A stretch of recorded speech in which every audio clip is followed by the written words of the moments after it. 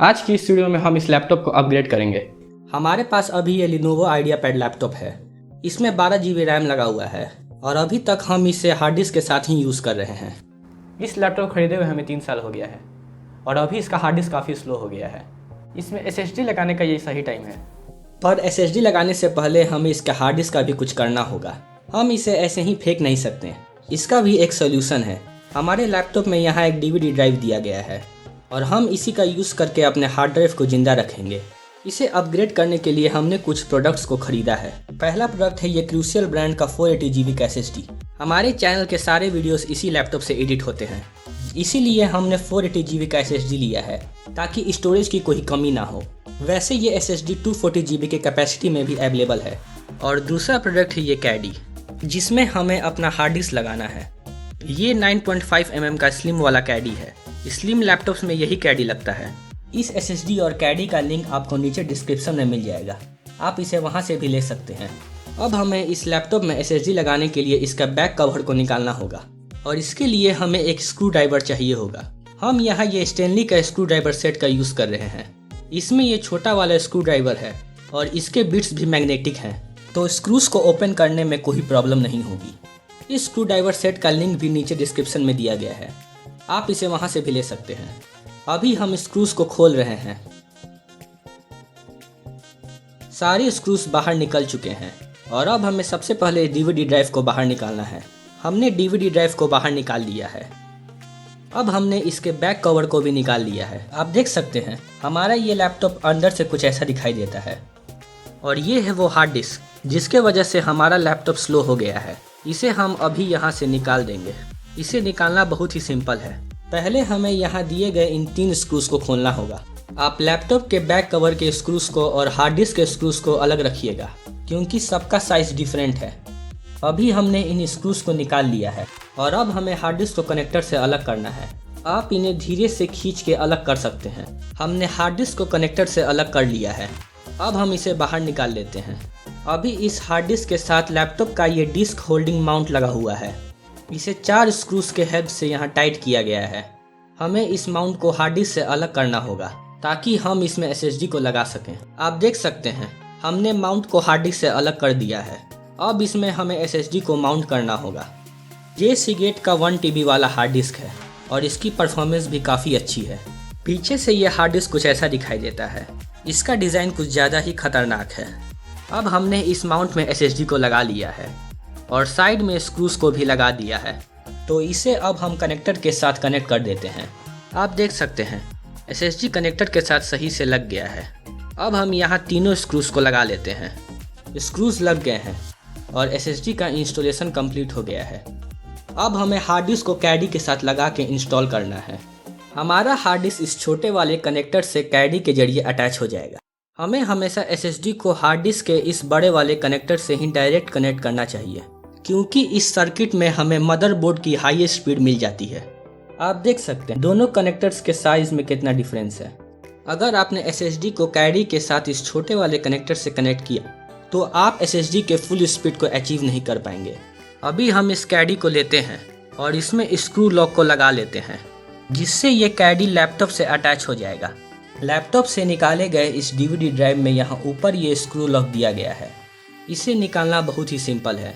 आपको बस इस स्क्रू को ओपन करना है। अभी हमने स्क्रू को निकाल लिया है और ये स्क्रू लॉक बाहर आ गया है। अब हमें स्क्रू लॉक को कैडी में लगा देना है और उस स्क्रू को यहाँ लगा के टाइट कर देना है।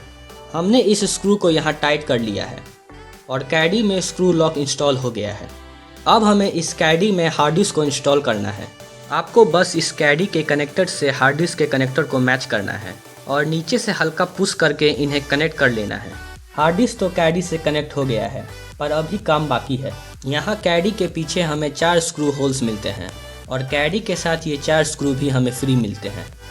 हमें इन स्क्रूज को यहाँ लगा के टाइट कर लेना है, जिससे यहाँ हार्ड डिस्क प्रॉपर्ली फिक्स हो जाएगा और कोई वाइब्रेशन नहीं होगा। आप देख सकते हैं हमने 2 स्क्रूज को लगा लिया है और इसी तरह हम और 2 स्क्रूज को भी लगा लेते हैं। अभी चारों स्क्रूज लग गए हैं और कैडी में हार्ड डिस्क इंस्टॉल हो गया है। अब हमें कैडी में लैपटॉप के प्लास्टिक पैनल को लगाना होगा, जो कि DVD ड्राइव से लगा हुआ है। इसके बिना लैपटॉप अजीब सा दिखेगा। इस पैनल को निकालना भी बहुत ही आसान है। ये प्लास्टिक पैनल डीवीडी ड्राइव से इन प्लास्टिक लॉक्स के जरिए अटैच्ड है। आप इन लॉक्स को स्क्रू ड्राइवर से दबा के निकाल सकते हैं। अभी तो ये पैनल बाहर आ गया है और हमें इसे अब कैडी में लगाना है। कैडी के साइड में हमें इसे लगाने के लिए पहले ही से इन लॉक्स के होल्स दिए गए हैं और हमने इसे कैडी के साथ अटैच कर दिया है।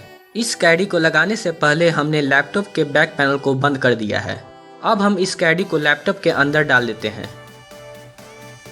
इसे लगाने के बाद हमने लैपटॉप के सारे स्क्रूज को लगा लिया है। अब हमारा पूरा इंस्टॉलेशन प्रोसेस कंप्लीट हो गया है। पर इस लैपटॉप को अभी हम ऑन नहीं करेंगे क्योंकि हमारा SSD पूरी तरह से ब्लैंक है और इसमें विंडोज़ इंस्टॉल नहीं है। विंडोज़ 10 हमारे हार्ड डिस्क में है पर हम इसे हार्ड डिस्क से बूट नहीं करेंगे। हम SSD को प्राइमरी ड्राइव बनाएंगे और अपने लैपटॉप को SSD पे बूट करेंगे। हम अपने लैपटॉप में फ्रेश विंडोज़ इंस्टॉल करेंगे। फ्रेश विंडोज़ इंस्टॉल करने पर हमारा SSD फुल परफॉर्मेंस पर ऑपरेट करेगा और इससे पुराने विंडोज़ के करप्ट फाइल का सामना नहीं करना पड़ेगा। हमने विंडोज़ 10 को पहले से ही इस पेन ड्राइव में डाल के रखा है और अभी हम इस पेन ड्राइव को अपने लैपटॉप में लगा के विंडोज़ 10 इंस्टॉल कर लेते हैं।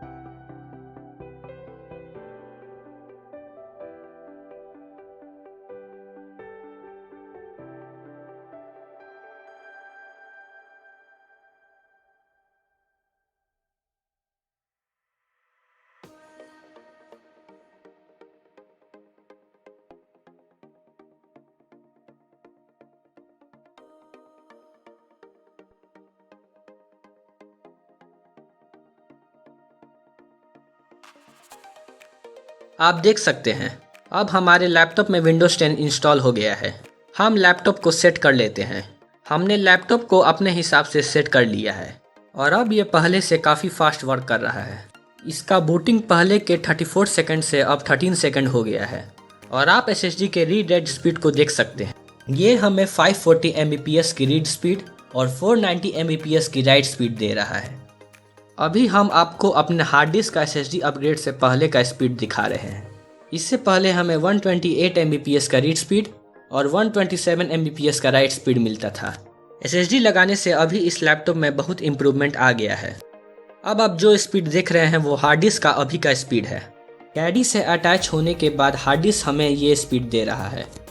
ये स्पीड्स पहले की तरह ही है। इसका मतलब हमारा कैडी बिल्कुल सही है और सब कुछ सही से वर्क कर रहा है। इसी के साथ हमारा कंप्लीट इंस्टॉलेशन समाप्त होता है। और आप इस वीडियो से रिलेटेड कोई भी क्वेश्चन नीचे कमेंट सेक्शन में पूछ सकते हैं, हम जरूर आंसर करेंगे। तो आज की इस वीडियो बस इतनी ही।